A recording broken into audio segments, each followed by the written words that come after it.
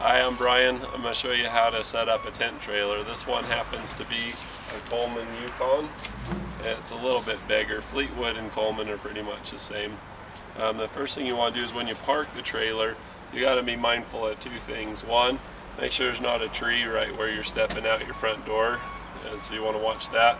And the other thing is that you want to watch your level, particularly this one on the front. I bought these aftermarket. I got the trailer perfectly level using a big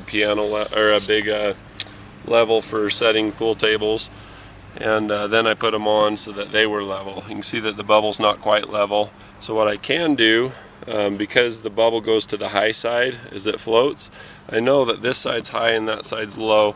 So I can take a rock or a board or something and put it under the back tire back there and use that, or I can use my jacks.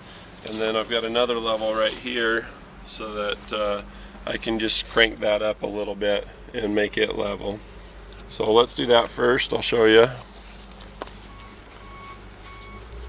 This trailer's lifted 7 inches. So to level this, I'll probably just pick it up, kick a rock or a block or something underneath of it and put it back down. And so when I go to look at it now it's too high, but I have a lot of jack to where I can lower that down like this. It usually takes a helper to say when it's level. What do you say, Spanky? You want to say when that's level? Okay. Is that good? Go back the other direction. Okay. Is that good? Well, anyway, we'll cut to there. Sorry.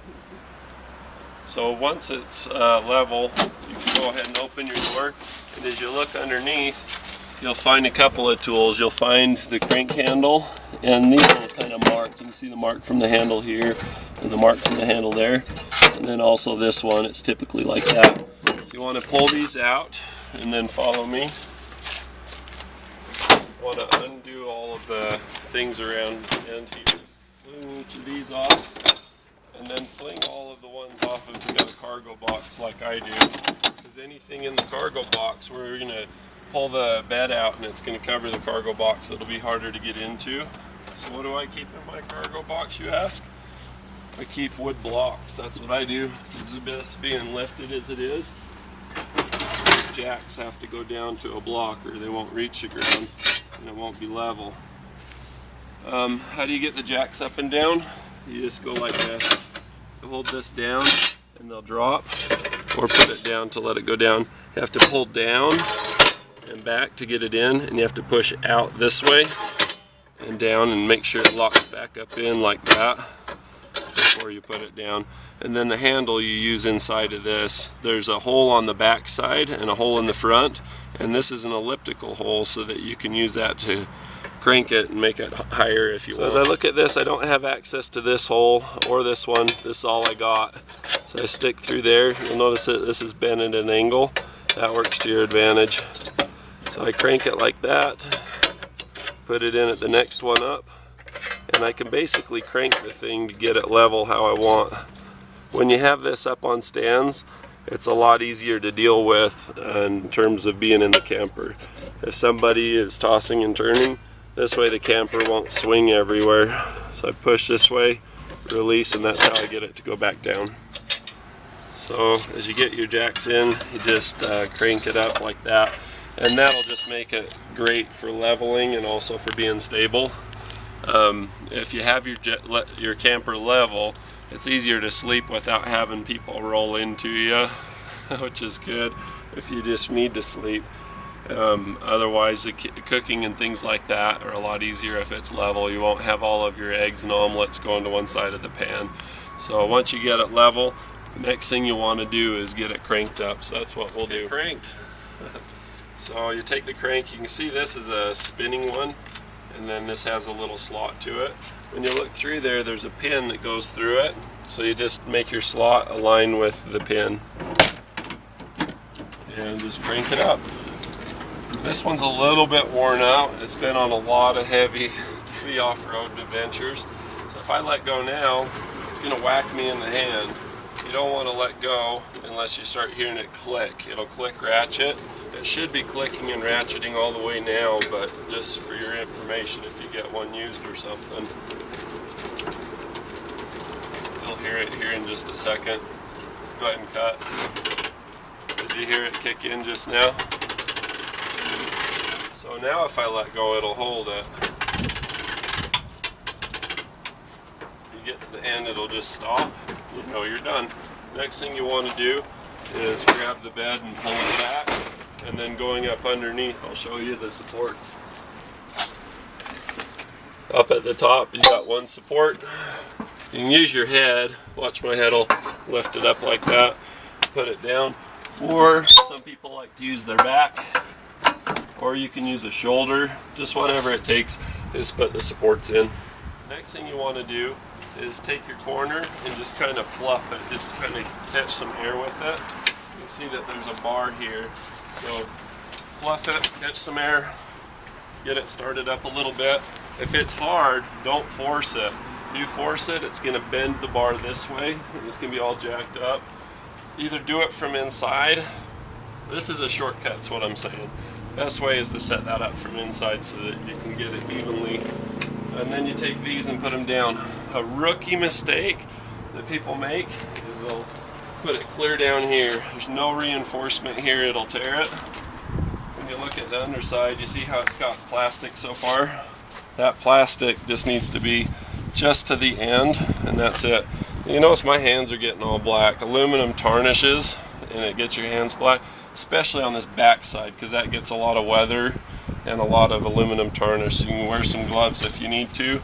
It's a good idea to take some spray paint that's just primer, clean it real good, and then just use some primer on the back side. Most of that dirt is actually on the rubber part, and that's from touching down over here. So get your other corner on and we'll go inside. I jumped the gun, I can't go inside just yet. I gotta pull this bed too. So I pull this back, pull them smoothly. This is the big bed, this is the king size end of it. So this is gonna clear the gap where the door is.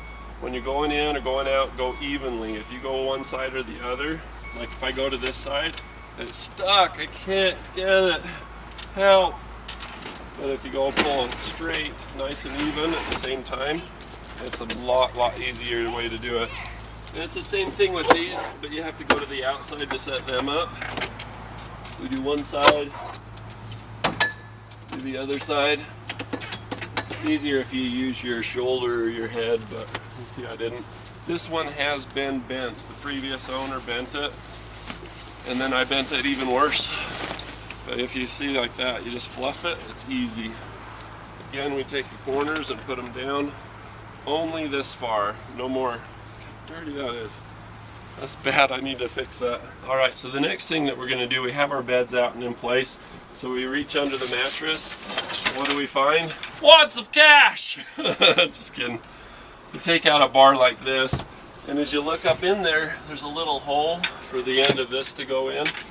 So we just put that in there first. Don't stab your fabric, make sure it's in there good. And you push one button, see how there's two? And you just go between the two buttons and stop. You open the curtains. Hi, the cops are coming! Just kidding. And then going over this way, we gotta put the sink up, and it just rolls up. You have a bunch of hoses and things on the back side. Just be mindful of them, make sure they make the trip. When you put this in position, it touches down on this little kick lever. You can see how there's light that's reflecting and flashing. Your power for everything comes on when this switch is on. So that's kind of fun to know. This switch over here is for the water pump to be activated. Water pump, you can hear, is down under there.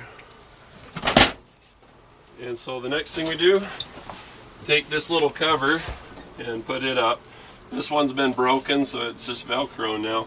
This is kind of a off-road camping adventure kind of a trailer. This isn't a brand new off the lot dealership one. So I take this and stick it up in there. Do the same thing here, and for the most part these are ready to go. There's little elastic bands that go all the way around. We'll show you those next. Keep having to wait for the sirens to quit. Man, here in Chicago there's nothing but sirens all the time. It drives me crazy. So you take this, stretch it out and put it on the end. or you can do a screw, or you can do whatever retaining thing that you have. As you go along, feel underneath, grab the little elastic here. Some of the places that I camp will be on a slope, so this doesn't seem like a long fall, but if you're a little kid, that can really mess you up. Also, if you're on a slope to where this is downhill, I can actually stand at 6'3" underneath of this and be able to be comfortable and fine. So you want to secure these so your pillow doesn't fall out. Little kids don't fall out. You just kind of go along like this. It's no big deal. You can do it on one knee like I'm doing for filming so that you can see it. But what we typically do is you just feel, and you feel the hook, and so you just blindly go like that. It's an easy thing. The next thing that we're going to do is I swatted a fly. Is we're going to set up the cushions here. So the cushions are green on one side or whatever, no big deal. I just make sure that the tags are hanging down. The do not remove under penalty of law. You're going to jail, buddy, it says right there. So I take these, set them up like this, and then you've got a table that you can set up as well. Got a little in-between cushion, and then you can either leave it as a bed or you can slide it into being a table. And when you're doing this, it's got some little nubs here. You want to hook the nubs into the wood right here so that it stays put. Do that part. Well, we can set up the table too. So you just lift this up, throw out the legs, piece of cake. Set that like that. So if you hook those in first and then do your little cushion, it's a lot easier. If you try to push it back and then hook it, it can be pretty difficult. Now the door is my job. I delegate all of this out to different team members, crew members, but this is an integral part of the structure of the unit. It locks into these little things here, and right now, if you shake this, the whole thing's just really rickety. It's this aluminum frame of the door that really brings this all together. You unbutton it, and you can see you've got these cables and a roller track to help support the weight of it. And we're going to take it off of here, drop it into place. But before we do that, we're going to open the strap on the fire extinguisher and set that aside. And that way you don't have to whack it or fight it.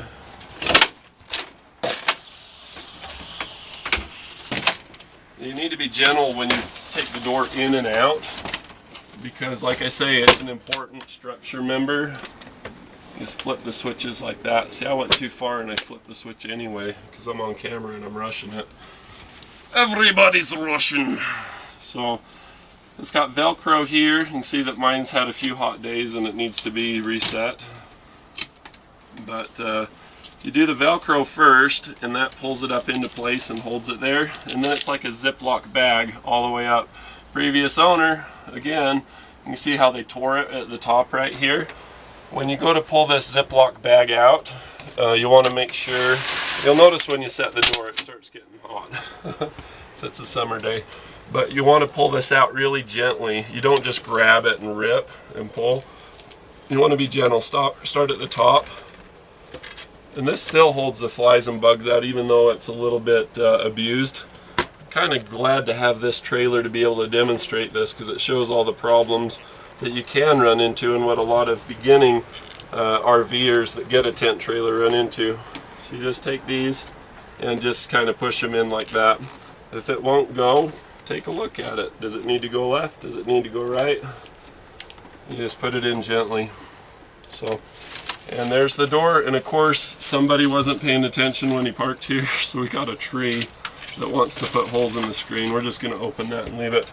We're actually going to be doing some work on the trailer today, so that's what we're doing. Specifically, we've got some issues with the water pump. When you turn the water on, it sputters and the pump runs too long. You have them in the off position, you turn it on, it's just going to go put, put, put, put, put. So what that is it's either a kink hose or a hose clamp that's loose that's sucking air, so we're going to go ahead and fix that. I hope you enjoyed the video on how to set up a beautiful tent trailer. It's nice to have all of the amenities and all of the things that you have with a tent trailer, you know, with the range and everything. But it's good to do it right, and then it'll last a lot of years and be a lot of fun. Thanks for watching the video. Click subscribe if you want to see more. You remember to hit the like button if you like it. Questions or comments, just put them in the comments below. Thanks for watching. Okay, so Brian insisted I was in the video, just so you know. So we're going to show you how to do all the water hookups.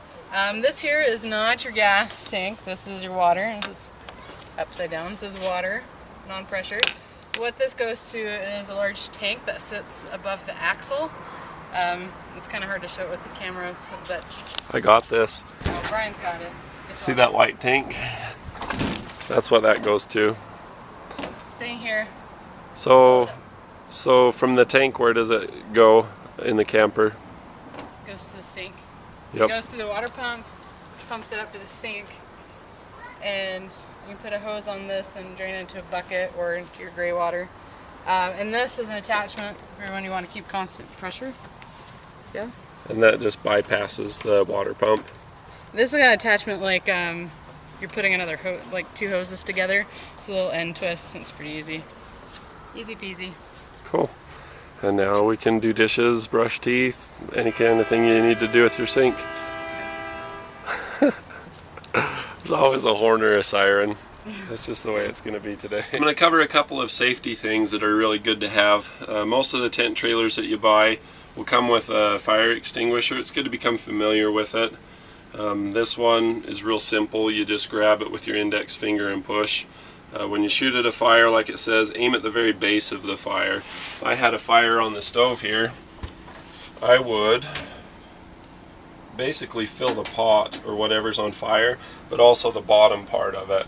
Wherever the fire has to have something to be burning the fuel source, you want to separate the fuel source from the air, so aim at the base. If you've got a fire extinguisher, be sure you know how to use that and have that handy.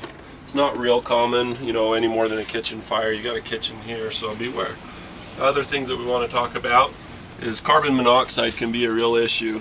When you look at the door, it says adequate fresh air ventilation is required in the cooking area to avoid potential health hazards. Keep this vent open at all times when range is in use. Additional ventilation is required for portable fuel burning appliances. So if you're going to cook, do at least this. Even better, do this. The reason why is anytime you have a fire or a fuel source, like with these, if this is running, basically you're going to be having carbon monoxide in basically the exhaust, just like parking your garage and running your car. You know, that's a popular suicide thing that people do. Don't want to do that on a camping trip. It's really bad for, you know, family memories, drama, etc.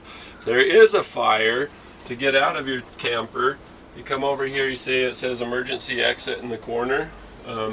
If you pull the blinds to the side, you can see that there's a little zipper.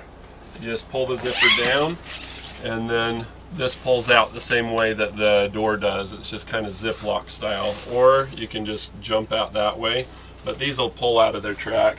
This one over here is missing the retainer currently. So you could even grab onto this and pull that out and have an egress through that way. Or unzip this one. If you're really panicking and you yank on it, you'll get out no problem. So that's how you emergency exit if there's a big fire in the doorway and you need to get out. Also, going down around there, remember how your pillow or your little kid can fall out? You can reach down underneath and undo the bungee and bail out the side that way as well. So, hope you enjoyed the video. I just thought we'd do a little safety trailer on the back end of our trailer video. Why shouldn't a trailer video have a trailer safety video? So, anyway, you're welcome.